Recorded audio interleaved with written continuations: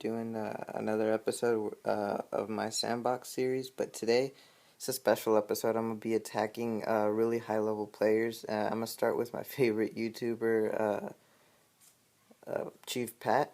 Here, this is his main base, his Town Hall 10, and it looks like it's almost maxed out. Actually, you almost can't tell this apart from a leaderboards account. But anyway. I decided to take it on anyways. I'm using an almost all dragon strategy simply because I'm gonna be attacking really high level players today.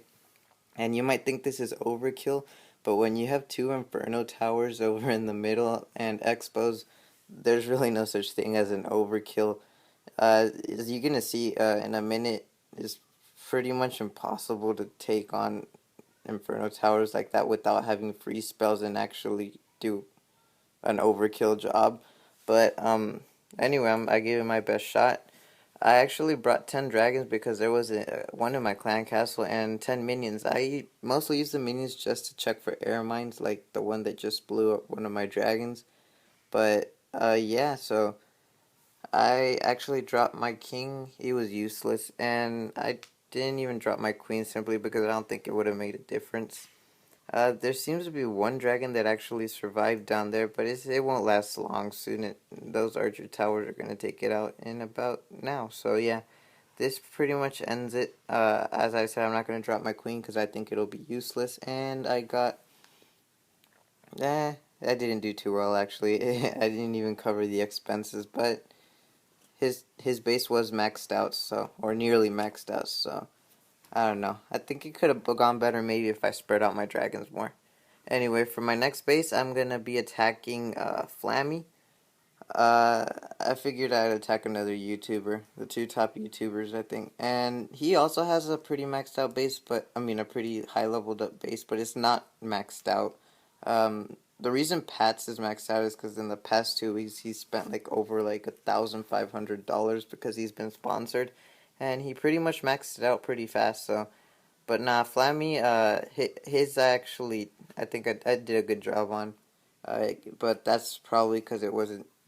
First of all, I don't think there was Inferno Towers. So anyway, um, here I am trying to find it, and there it goes, dirt. So let's see how it goes.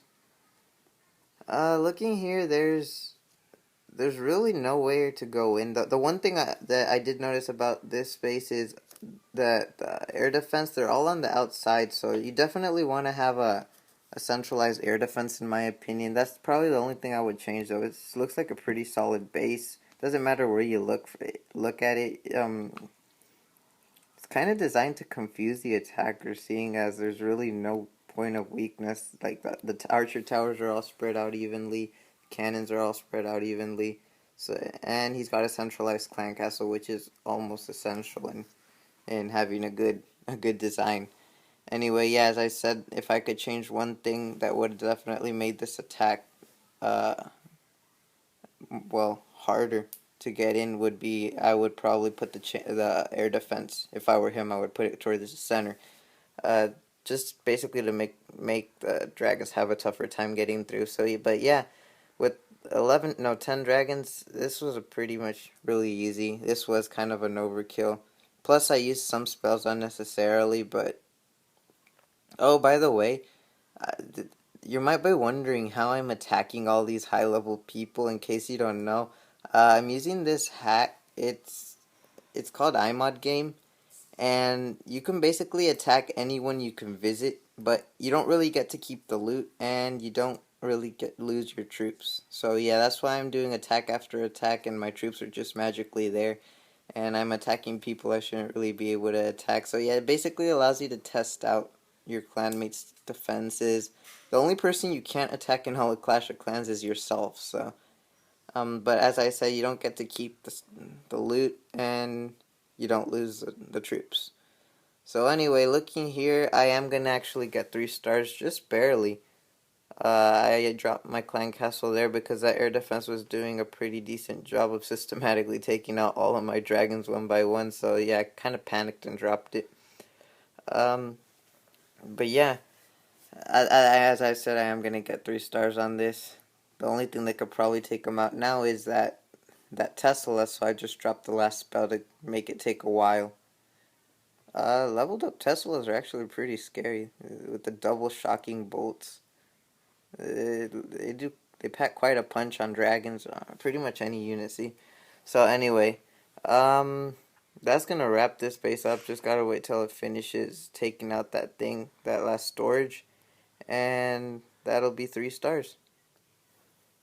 So in the end, I did actually pay for my expenses, I think, and I definitely got a lot of resources and trophies. So if this were a real battle, I would have definitely been a victory in my book. So anyway, solid raid. Moving on. For the last attack, I thought I'd attack someone from the leaderboards. Um, I attacked MD Schaff on one of my previous videos, so I decided to do Clayton this time.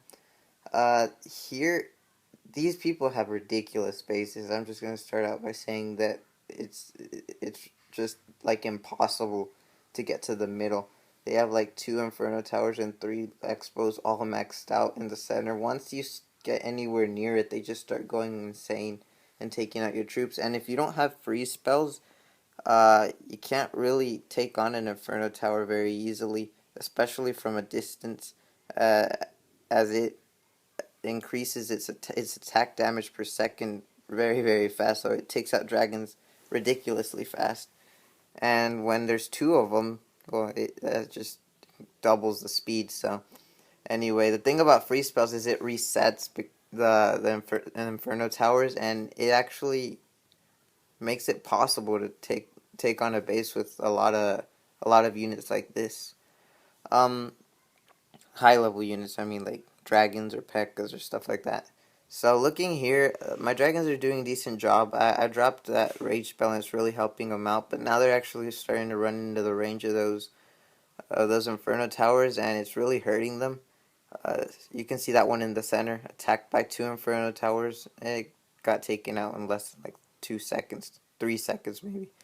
And then so anyway, I think this is pretty much where it ends. I did get to the center just barely, but it was definitely not what I would call a successful raid. Uh, and I lost 1 trophy. So yeah.